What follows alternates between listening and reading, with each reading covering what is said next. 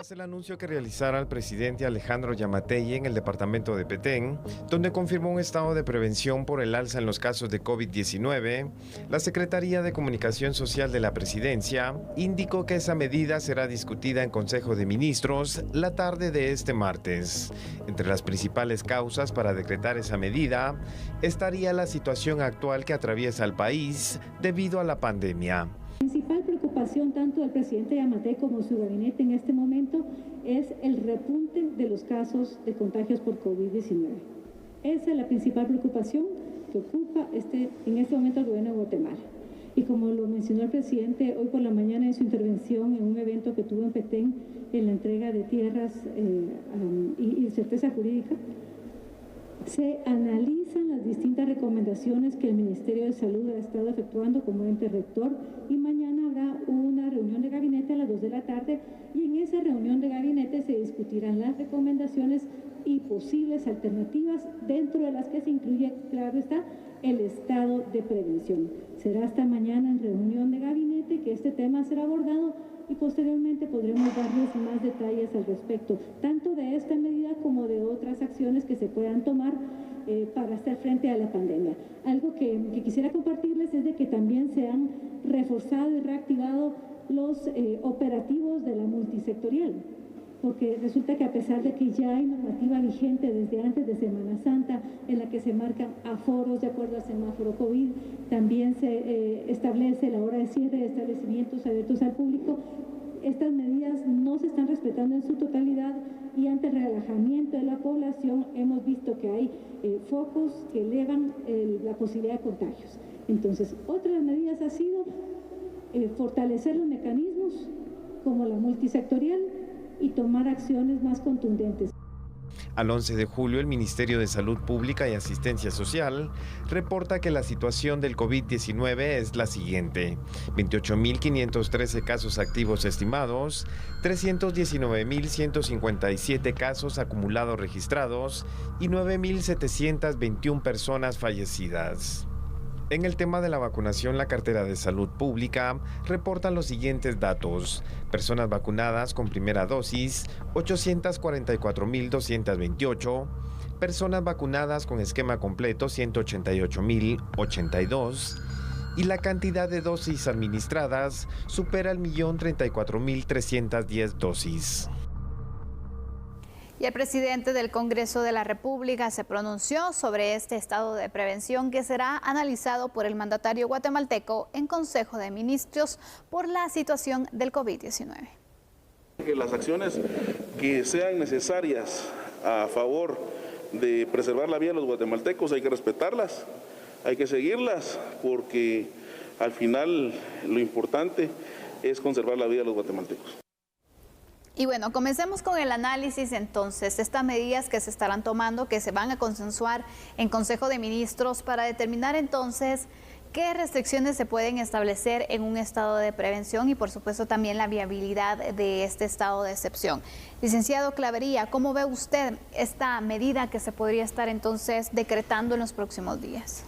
Vea, lo primero que tenemos que analizar es que efectivamente el número de infectados y el número de muertos se ha disparado. Totalmente. Y esto es una realidad innegable, producto de que efectivamente la población guatemalteca se ha relajado de una manera impresionante. Es decir, yo he tenido la oportunidad de salir a algunos departamentos y usted ve a una gran mayoría de la población en mercados, en puestos cantonales, en el camino, en todos lados, en los restaurantes, sin su mascarilla. Por lo tanto, yo creo que esto es parte de del efecto que hoy tenemos. Un gran número de infectados y un número muy grande que puede seguir aumentando de muertos. Yo creo que cualquier medida que se plantee en beneficio de contener la pandemia es bienvenida. Lo único es que hay que hacer una revisión exacta de qué medidas son las que se van a plantear para que efectivamente los guatemaltecos tomemos notas exactas y lo pongamos en marcha. En ese sentido, creo que es oportuna la participación del Ministerio de Salud Pública, porque son quienes tienen más acceso a todo este tipo de información y saben cuáles son los puntos rojos, cuáles son las alertas rojas, perdón, y en qué áreas hay mucho más infecciones y mucho más muertes. Esto en colaboración y en coordinación también con alcaldes y gobernadores. Todos jugamos un papel importante si queremos contener el COVID. Totalmente. Vemos que según las cifras del Ministerio de Salud, se indica que en estos días ha incrementado en un 30% los casos positivos de COVID-19 comparado entonces con toda la pandemia, cómo se ha venido registrando. Han existido más concentraciones, diversas actividades que se han tenido en las últimas semanas, cómo hemos superado casos, llegando días en los que se registran 2.000, 3.000 casos positivos en un solo día. Una situación que preocupa, pero sobre todo también el relajamiento que existe por parte de la población guatemalteca con medidas que son básicas y que pueden también evitar los contagios. Y cómo también se ha dado ya varios casos de que niños incluso pues están resultando contagiados del COVID-19.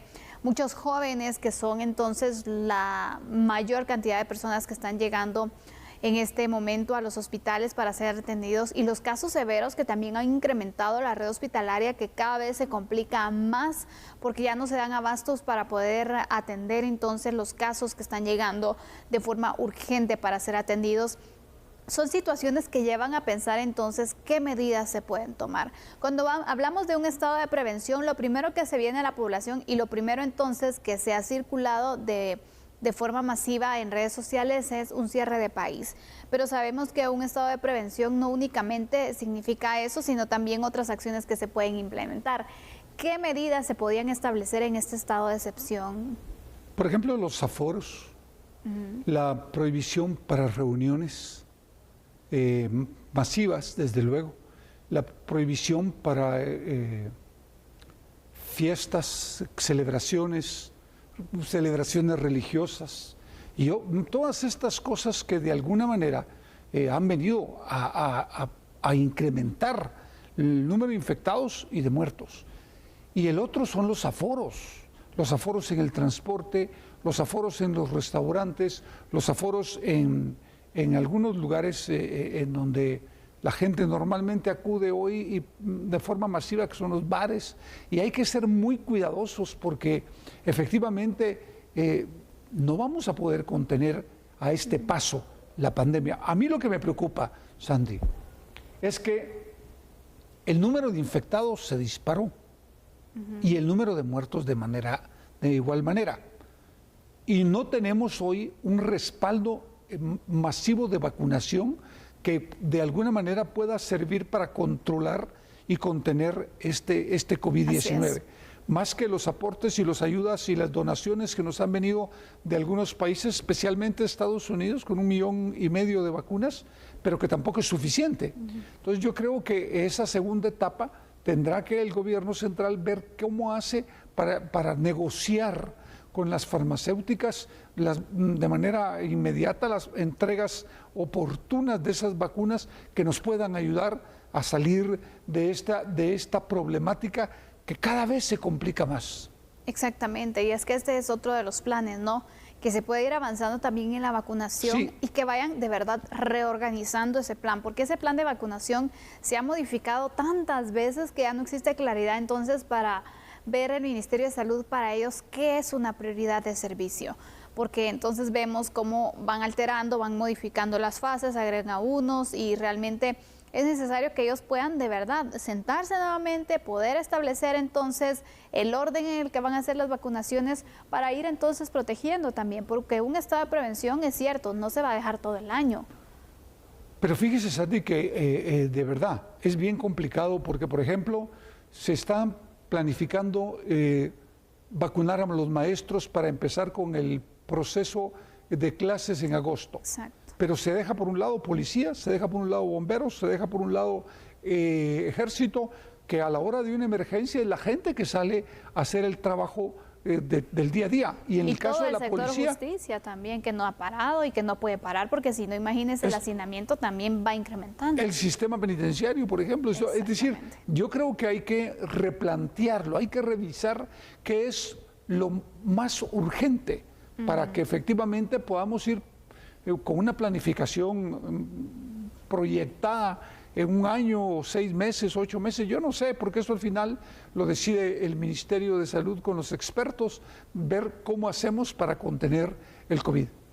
Vamos a ir con unos datos en este momento, mostrando en pantalla a ustedes para ampliar este análisis, porque el estado de prevención más reciente que decretó el gobierno de Guatemala ocurrió el pasado 16 de abril y tuvo vigencia de hasta 30 días en ese mismo mes. La decisión en ese momento fue tomada tras registrarse más de 5,000 casos positivos en un periodo de 3 días a nivel nacional. El estado de prevención está establecido legalmente en la Ley de Orden Público, lo que también establece otras medidas como el estado de alarma y el estado de calamidad.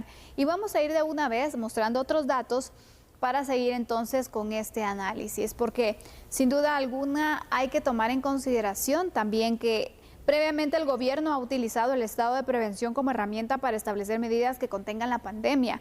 Entre otras cosas, se han prohibido las reuniones masivas y la libre locomoción para evitar la transmisión del virus que causa la enfermedad del COVID-19. Se ha limitado la circulación de vehículos en ciertos lugares y horarios. También se ha extendido la prohibición de ventas y consumo de bebidas alcohólicas en anteriores ocasiones. Entonces, estas son algunas de las medidas que se han registrado y que se han establecido en los estados de prevención que ya se han dictado por COVID-19. ¿Podrían ir en este mismo sentido las restricciones que se podrían establecer? Bueno, seguramente, ¿no? Yo pienso que por ahí es que van a ir, porque después de que haga su análisis el gabinete, pues, tendrán que revisar cuáles son las medidas que han funcionado en el pasado cercano y ponerlas en marcha y agregar tal vez algunas otras.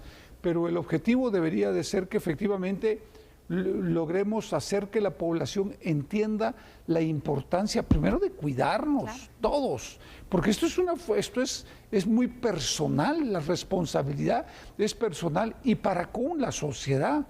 Por lo tanto, todos debemos de hacer un esfuerzo muy grande para cuidarnos. Y volvemos a hacer el mismo planteamiento que hemos hecho, Sandy, durante muchísimo tiempo ya. Utilizar la mascarilla, lavarse las manos constantemente con agua, con jabón o con gel y guardar la distancia social. Yo cuando vengo acá invitado al programa veo cómo limpia Sandy su escritorio, su silla, su tablet, su teléfono celular. Pues eso es lo que se tiene que hacer, eso es lo que hay que hacer y guardar la distancia social. Vean, yo estaba revisando redes sociales, es impresionante la cantidad de jóvenes muertos por COVID, impresionante. Y eso es lo que tenemos que detener, que la gente ya no se siga muriendo. Se está despidiendo a mucha gente valiosa, que jóvenes que podrían tener un buen futuro y que simple y sencillamente no se han cuidado y que el precio es la muerte. Así es, vemos el aumento de casos de jóvenes que a veces cuando se es joven se piensa que no nos va a dar fuerte, que realmente hasta que se tiene la enfermedad sabemos cómo nuestro cuerpo va a reaccionar. Por lo tanto, no tenemos que llegar hasta este punto, cuidarnos lo máximo posible, porque también recordemos que nosotros podemos llevar el virus a casa. Vamos a hacer un corte en este momento, vamos a regresar hablando sobre una situación también que se ha disparado en nuestro país y es el tema de la violencia contra la mujer. Regresamos.